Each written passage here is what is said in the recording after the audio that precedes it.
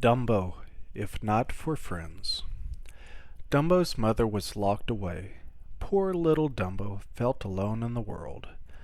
Without his mother's tender caresses and playful games, he was sad and lonely. The other elephants blamed him for his own mother's imprisonment. They laughed at his big ears and turned their backs on him when he most needed caring and understanding. In disbelief, a friendly mouse named Timothy listened to the mean-spirited gossip of the large elephants. Knowing that they would be terrified of a little mouse like him, he decided to give them a fright of their life. After all, someone had to stick up for little Dumbo.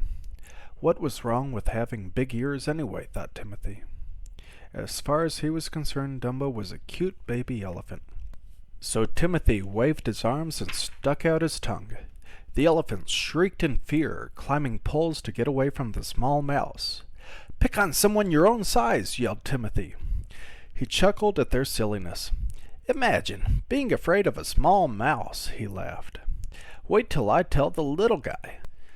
But Dumbo was scared of Timothy too. He hid himself in a bale of hay and would not come out even for a peanut. "I'm your friend," Timothy assured him. He told Dumbo that his ears were special. Then he promised to help him get his mother free if the little elephant would come out. Hesitantly, Dumbo finally looked out at his new protector. Deciding to trust Timothy, they went out in search of a miracle. "We'll make you a star at the circus," suggested Timothy confidently. He came up with a plan. Sneaking into the ringmaster's tent that night, the mouse whispered his great idea to the sleeping man. "Dumbo," he repeated over and over. Thinking the idea had come to him in a dream, the ringmaster announced his amazing new act. The smallest elephant, leaping from a springboard to the top of an amazing pyramid of pachyderms. Dumbo was nervous, but Timothy encouraged him to try. Running toward the springboard, the little elephant tripped over his ears and fell, knocking over the enormous pyramid and collapsing the tent. After that, to make matters worse, the ringmaster made Dumbo a clown.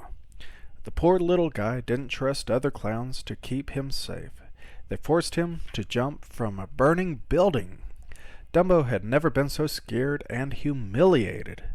When the show was over, the little elephant was inconsolable. Timothy tried to comfort his friend. He offered peanuts as he washed the clown paint off with warm, soapy water. Still, Dumbo did not stop crying. Timothy knew that the only one who could help Dumbo now was his mother, so Timothy arranged for a short visit. Even though only her trunk could hug him, Dumbo basked in his mother's love. Although he was sad to go back to his tent without her, Dumbo was thankful for Timothy's help. The next morning, after some strange and restless dreams, the mouse and the elephant awoke high up in a tree. Some crows were laughing as the friends fell into a pond. "Don't listen to those scarecrows," Timothy told Dumbo, but the elephant was already walking away head down. Everyone was always laughing at him and his big ears. Only Timothy believed they would do great things. "That's it, Dumbo!" cried his friend. Timothy had been trying to figure out how they had gotten up in that tree, when suddenly he realized how special Dumbo's ears really were. "The perfect wings! You can fly!" cheered Timothy. The news made the crows fall over laughing. "Have you ever seen an elephant fly?" they jeered.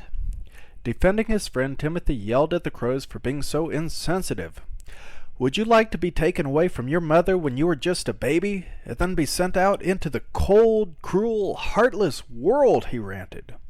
The crows apologized. They really hadn't meant any harm.